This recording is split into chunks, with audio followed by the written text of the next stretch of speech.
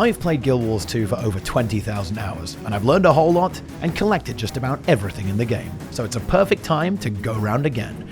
Join me in the adventures of my completely fresh account known only as the Microtransaction Enjoyer, on the quest of obtaining and unlocking everything in the game, from legendary gear and mounts to living world story episodes, maps, and ultimate gem store quality of life, purely through efficient and somewhat sensible gameplay. No real money required. All right, okay. I actually want to. We're playing the game, guys. We're playing the game. We're logged in. It's 0 to hero. We are back. Frugal Fighter is so back. We're here for our legendary gloves. We've got a billion fractals to do. We've got loads of stuff to do in the open world as well. We are here for our legendary gloves. We have to wait a little bit for the time gate, so we can't get them just yet, I guess. Unlucky, but it's a brand new week. We already did a little bit of this when it actually released originally. We got loads of stuff to do. We can do the weekly ones. We get bonus Fractaline dust for the weeklies. We also get this achievement as well that we need to finish off. We get a free legendary weapon starter kit. You get bag slots. You get a free ascended thing at the same time. A bunch of skins if you want tormented skins. Wow, incredible. This is wild stuff, guys. It's a wild world. But yeah, we've got to get 450 dust to actually get enough to get the gloves. You can do that any way you want, just by spamming the fractals, infinitely grinding them. You can do all these little bonus gyms, and these bonus gyms are actually really good. You get 10 dust for doing some world bosses. We get 5 dust for doing fractals, starting with another player. So basically, you get 5 dust for having friends. That's incredible stuff. Okay, we get a bunch of more dust, 10 dust for finding badges in Aetherblade, Molten Furnace, and Molten Boss. We're getting even more dust for doing Claw of Jormag, the Shatter into what the Zones. We've already done some of the other ones there as well. And honestly, look, it's time. I'm going in. Wait, I need some motivation. Show me the Fractals of the Mist intro cinematic. I mean, I almost want to show it. Maybe we watch it, guys. Should we reminisce of the epic cutscene? I'm doing it. I need to be motivated. Motivate me. But I need good help. Do you guys remember this? This was the original trailer for Fractals back in the core game. Very exciting, guys. Oh, I still haven't figured out the mystery. There's supposed to be music playing, but I have the wrong slider in the volume options, and therefore it's over, and it doesn't work properly, so game over, I guess. But look at this. Look at all these transitions, guys. They cooked with this video editing, huh? Look at this. The work may not be easy, but like my mentor always said, never waste it was all downhill from here. Especially when it's mutually beneficial. It did age like fine wine. Yeah, it looks really cool. I really like the Mossman part in particular. I feel like this part's really cool. Yeah, with like the dude, the Giga Mossman here is very exciting. Like if the fight was more like this would be really exciting, right? If there was like a giant Mossman who just showed up like this. Doesn't really go that way in terms of the gameplay, but you know, like it is what it is. Yes, very good. Swampa. Look, I have to ask this question though, guys. Do you feel motivated now to do some fractals? To motivate to do some tier 1 fractals? You better be. Okay? I mean, I feel highly motivated right now after watching this. Yeah, whoa! And look, you can also be a bird. Wait. It can't be. Were they planning Bird Simulator this entire time? How did we not see this? Well, this fractal is, and this one's not. I mean, to be fair, this makes it look a bit more exciting than it actually is, but I get it. All right, let's go. I'm motivated. Into the LFG. Also, listen, I'm going to give you guys a top tip. I'm going to give you guys a top tip for... honestly, joining LFG content in general, but definitely for QUICKPLAY. Hybrid builds are amazing here. If you can play a build like what I'm playing here, the Celestial Firebrand, you will 1v4 all of these fractals. You give quickness, you heal, you give boons. It is very good. I actually do want to make a couple of videos about these builds, because look, chat and dear viewers,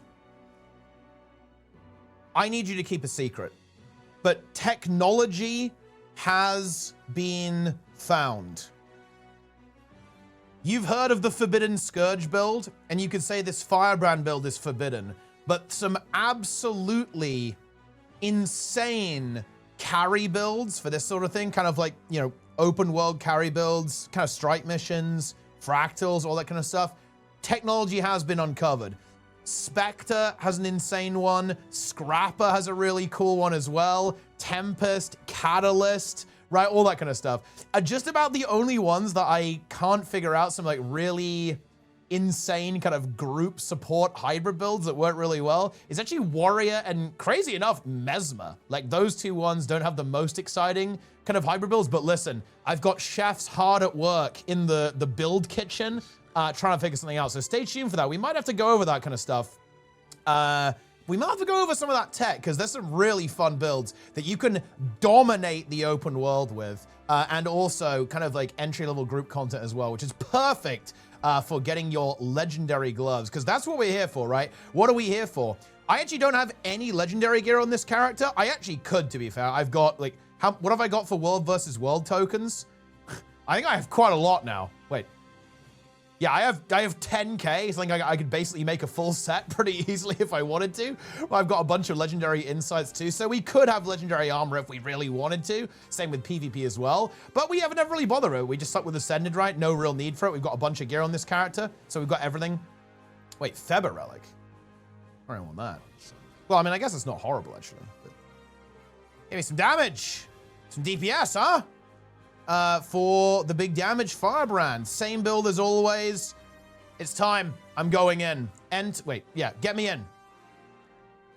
Get me in. But yeah, we're here for legendary gloves. And I guess I kind of rushed past all this. But what are we doing here, guys? We are doing the Fractal Incursion. It is the beta for the auto group funder for fractals. Expect to see this for strikes and raids, I think, in the first quarterly update of Visions of Eternity is what they've kind of hinted at. But what do we got to do? We got to do a bunch of these tier 1 fractals. We get thrown into groups with random players, and you get a crazy amount of rewards for this. You get a free pair of legendary gloves. That's obviously amazing. And also it has a special effect that basically makes your weapons glow with like an agony style effect. You can have multicolors of it too by changing the infusions, which is really exciting. And even better than that, even if you already have full legendary, or maybe you just don't care, you also have the ability to giga unlock skins like the Phalanx skins. We can have like some random exotic gear pieces and some tormented skins if you're into that sort of thing. And even 2 bag slots and a completely free legendary weapon starter kit for any legendary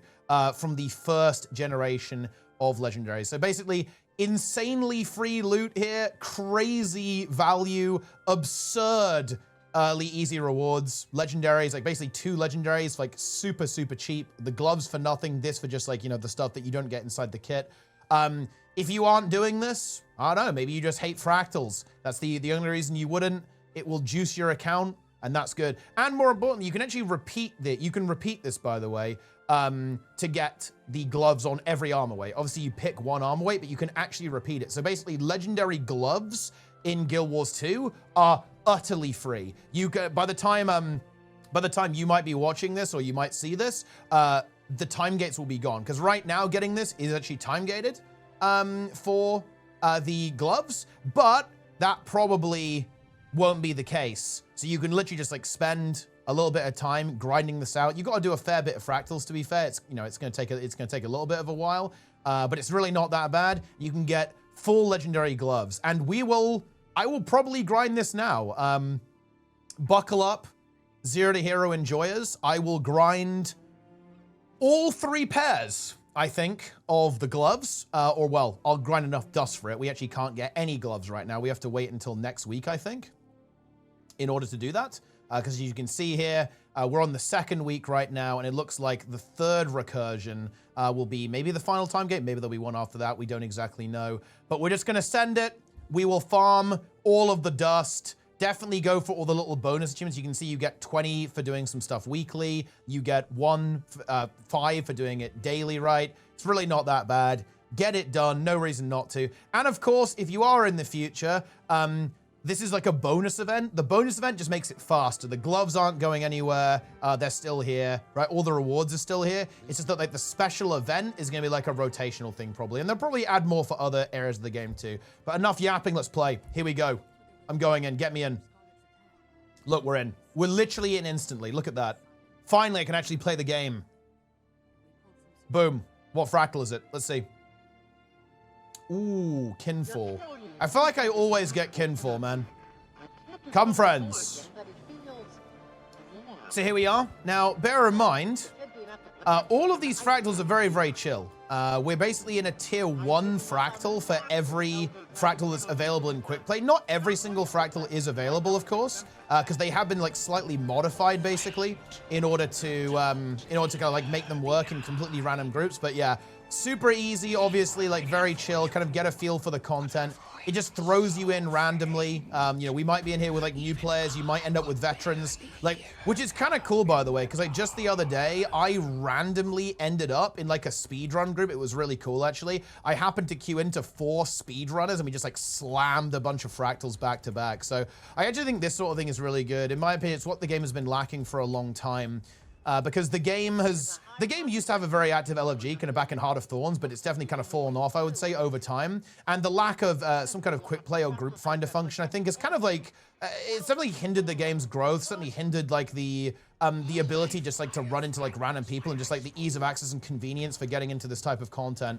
So having this here, in my opinion, is big. I'm very much looking forward to them doing this with other areas of the game too. And yeah, you know, one of the things that I think it's kind of good for is, yeah, Jormag is loud, by the way. What is up with that? Let's turn the dial down a bit. Jormag is like screaming at me, well, whispering very aggressively.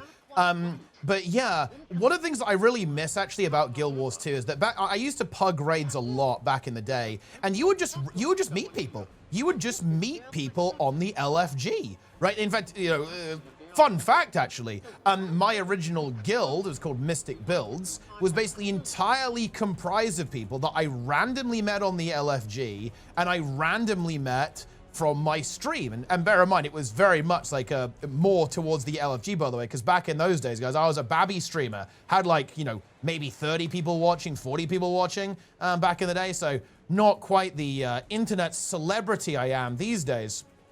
Whatsoever, and that's something I miss. It doesn't really happen in Guild Wars 2 anymore, in my opinion. Like it's like, because the groups tend to be farming groups, not really progression groups, and you know, people trying things for the first time and kind of learning. It's very much like, okay, get in there, farm it, and then get out. You don't really have that kind of like social impetus that the game used to have, and I think this can maybe even bring that back a little bit, to be honest. I know that people are actually a little bit concerned that auto group finders can like reduce the social integration a little bit, but let me actually give you this counterexample. Bear in mind, and it's very well hidden, of course, systemically, but bear in mind that the way Guild Wars 2 open world works is essentially an auto group finder. When you go to do a meta event, if you just zone into a map, the game is essentially auto putting you into a group that may be interested in doing that kind of content. It's a little bit looser than you might think, obviously. Because of, you know, it's not as strict as, say, like, you know, putting people in a group to do a dungeon, because like the map has multiple activities on it, but it's kind of the same idea. And I'm sure you've run into a bunch of people that you end up kind of interacting with on a more social level in open world. And I feel like there actually is some potential for that to happen here actually as well. Like I've certainly had that. Like I've had people talk to me here, and it doesn't happen every time, or indeed even very often. But the thing is, you get so much exposure that you're bound to get there in the end. I think that's like the advantage of like this type of experience, where you just kind of get thrown into it like with random people. I don't know, like maybe you don't talk, maybe you don't say a single word, but then again, maybe you do. Maybe you say like, hey, do you want to do another one? Right? Like, and I think funnily enough, actually, that kind of is one of the issues that needs to be improved here, is that there isn't a go again button. You have to like leave the fractal and then start again afterwards, I think, which is a little bit weird, but you can, I do like that it will allow you to like vote to stay in the party if you want to. Like if you want to stay, you can stay, and if you don't want to, then you don't have to either. So I think that's really good. But yeah, I could explain the mechanics, but to be honest, like you should just get here and experience them from yourselves. Like, funnily enough, actually, check this out. The first time I ever did this fractal on this account was in QUICKPLAY. So look, it worked. They got me, guys. They got me to log in again. But at the end of the day, we're just going to be grinding this out.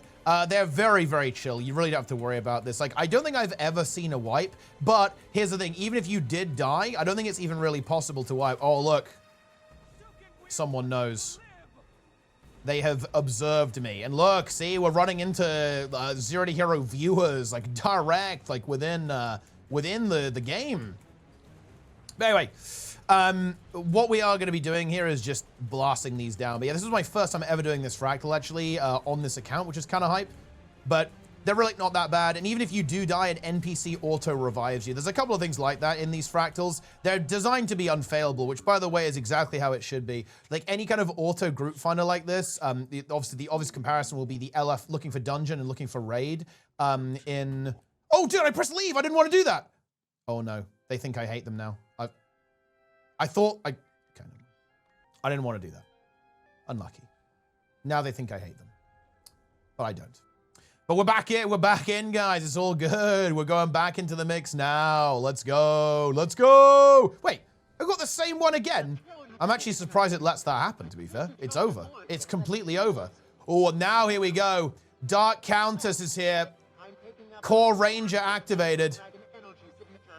But anyway, yeah, anything like this should be unfailable, by the way. It should just be like a cool cinematic experience, exactly like LFR in World of Warcraft or looking for dungeon in World of Warcraft.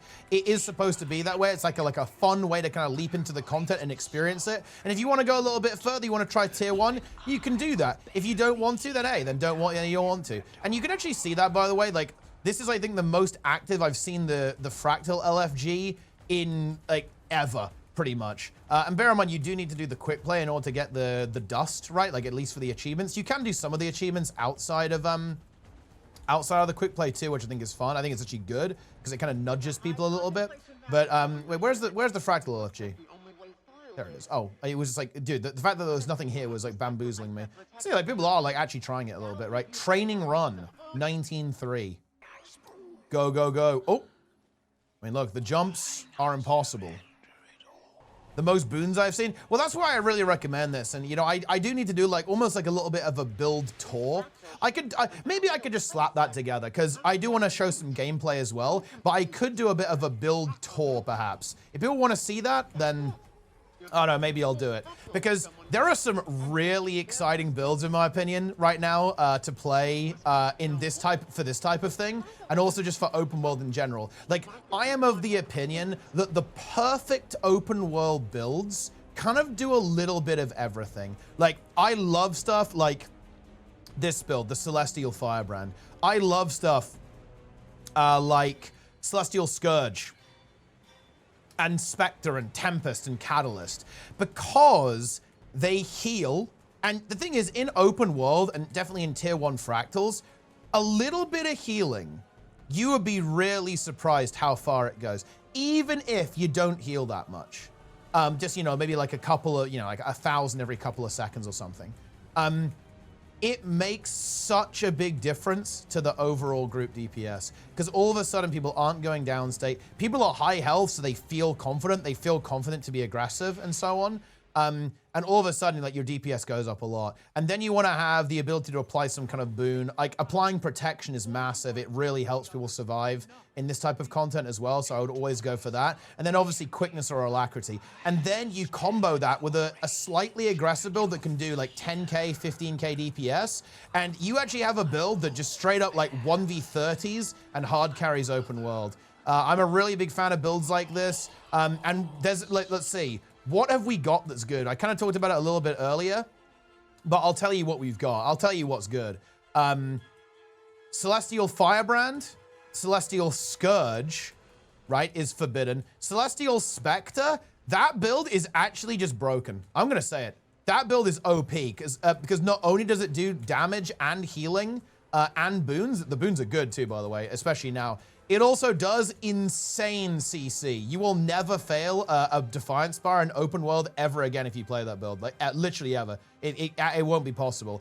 And then you move on to the Ellie builds. Ellie has amazing options. Both Selly Tempest and Selly Catalyst are incredible. And by the way, you slap on a Caracosa relic to those, and even on Catalyst, you're going to be healing a lot. Every blast finisher healing is crazy. Caracosa relic is actually mega OP for carrying people in open world. It's actually insane. Oh no, a friend. I'm rezzing. Have no fear, friend. We've got you. There we go. Seriously, like, Selly with Caracosa, guys, I'm telling you. Like, it is actually the true way.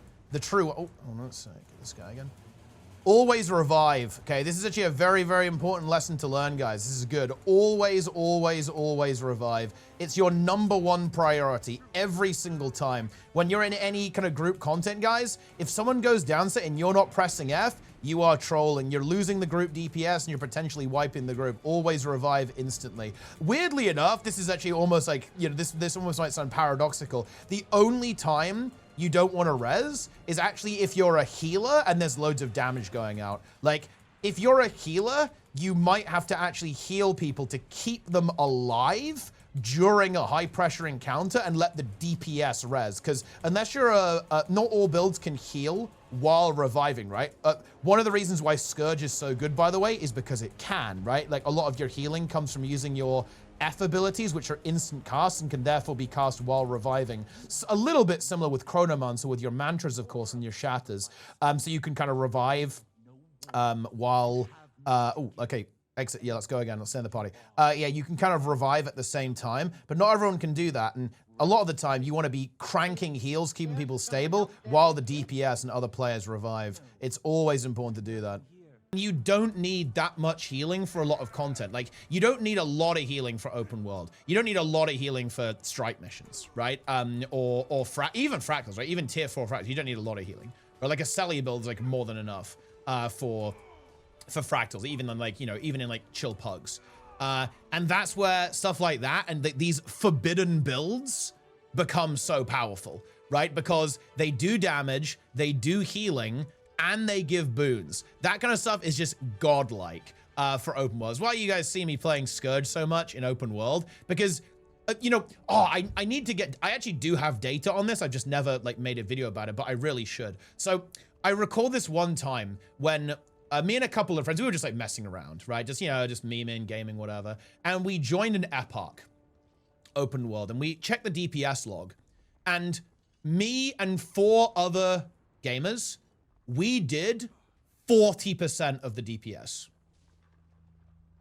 So me and 4 other people. Oh, no, actually, that's not true. There were 5 people. Six of us in total. And we did, as 6 people, 40% of the boss's health, right? And it's because we were all playing builds that carry, right? Like, I believe I was playing Celestial Tempest, actually, at the time. I think was the build I was playing, if I recall correctly. And some people were playing like Sally Scourges. I think some people were playing full DPS as well, like just regular DPS builds like Reaper or something is really good for open world, obviously. And a variety of, you know, other builds like that. And you can be so unbelievably high impact, especially if you bring a friend. Like, seriously, if you show up with a couple of buddies and you're all playing like kind of quote unquote carry builds, you can carry any meta event in the game, including Dragon's End, by the way, like even that extreme, you can carry a meta event with 5 people very easily. Like, you don't even have to be like a super pro sweat gamer or anything like that. You can very easily just carry the game. But yeah, it's one of the things that I've actually always wanted to make a video about, because it's interesting. Like, I feel that a lot of players feel, one of the reasons why people kind of AFK, right? Or feel disengaged or even like very frustrated by open world is because they feel that their contribution has no impact. And I understand why, actually. It's not obvious, right? When you're having high impact, right? I think it's really not obvious. Wait, these people know the skip. That is like illegal. Oh. What I like here is that, wait, does that work? Oh, the NPC is reviving them. This is tier 1 tech. Oh, I get it now. I was like, what on earth is going on? Like, what the hell is happening there? But yeah, of course. Yeah, the NPC just reses them. Yeah. That is content. Of course, that's how you're supposed to, right? You just like flop down like that. And then you can just run here and then get to the boss. But I was like, what on earth is going on there? Certain lemming stuff happening. Yeah, that is tech. Also got to break the shield. This is one of those weird mechanics. You got to like hit loads of times to break the shield. I've actually seen the NPC like eat people here. Or rather, this guy like eats some of the hostages a couple of times. So you actually have to kind of attack the boss like a fair bit to break through the shield. But you can see what I mean, right? Like, we're actually... Oh, well. We're basically going to be getting to top DPS, I think, potentially by the end of this. And this is while playing essentially a healer build, right? And we're giving quickness to the squad at the same time. And this is the kind of thing that, in my opinion, is just so good for this type of situation. Oh, too slow on that. Whoops. Yeah, top DPS. Top DPS on Selly Fire Run, guys. While we're also healing and giving boons. That's hype! But anyway, back to my original point, what I was talking about. I think people really feel like they don't have any impact, right? I think that, like, they go, oh, how am I supposed to carry, or how am I supposed to, you know, defeat this boss, or, like, do enough to contribute to carry the boss? I think it's not obvious how high impact you can be a lot of the time. Because, you know, there's not everyone's got a DPS meter. Not everyone is looking at arc DPS for boon up times and all that kind of stuff. And it can feel, I get it. Like, you know, if you're dropped into a Dragon's Den, you're thinking like, oh, if they don't do DPS, if they don't CC, then there's nothing I can do, right? But I'll tell you what, and I really ought to actually show that this isn't the case. That is not the case. Let me tell you that. You can absolutely, I would go as far to say, that you can, oh, this guy knows. Yeah, because they should maybe speed this up. Because people start running already, but you actually get mass hammers for this. And this does speed up the events. You actually want to wait to make sure you get the hammer, but not everyone knows that, apparently. Little tip there. Wait for the guy to spawn the hammer, then everyone can have it, and you can just, like, blast down the seals incredibly quickly if everyone has one. So I don't know what's up with that, but that's the way it is. But yeah, you know, you can actually... Solo carry might be a bit of a stretch. It's actually...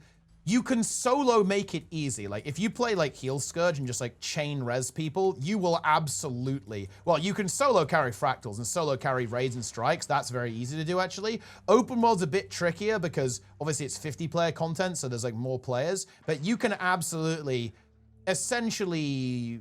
You can duo carry, trio carry, and with a 5-man group, you can dominate any open world event. Like, you can do it with 5 people. Pretty easy, I think, which is hype. Fun fact, you can dodge those and just do jumping puzzles like that. So you can do this and then jump. Stability works too, but I already popped it. I could swap to another skill, but I'm lazy, but we'll do it here. You can see here that stability works. We can just run through. There we go. Boom. Unleash the gamers. Turn the traps off. But anyway... Back to, allow me to re-rail once again, guys. We are chain derailing here. Like, you are a lot more, your contribution is a lot more important than people think it is. And yeah, I think what Tadandi was saying is very true. People think that their input doesn't actually affect the output that much. However, I would actually challenge that assertion. I think your contribution matters a lot, right? Like, if you're in a meta event doing 40k DPS, which, honestly, it's crazy to say. That's not even a wild number these days, to be honest, like, in terms of, you know, how much damage builds can do. If you're in there, like, on a Reaper, Warrior, whatever, doing 40k DPS, you are carrying, right? It is insane how hard you are carrying there. Let me put it like this. I'm sure we've all been here, right? Let's say you're in a, again, we'll just use Dragon's End as an example, right? Because it's, like, a really obvious one.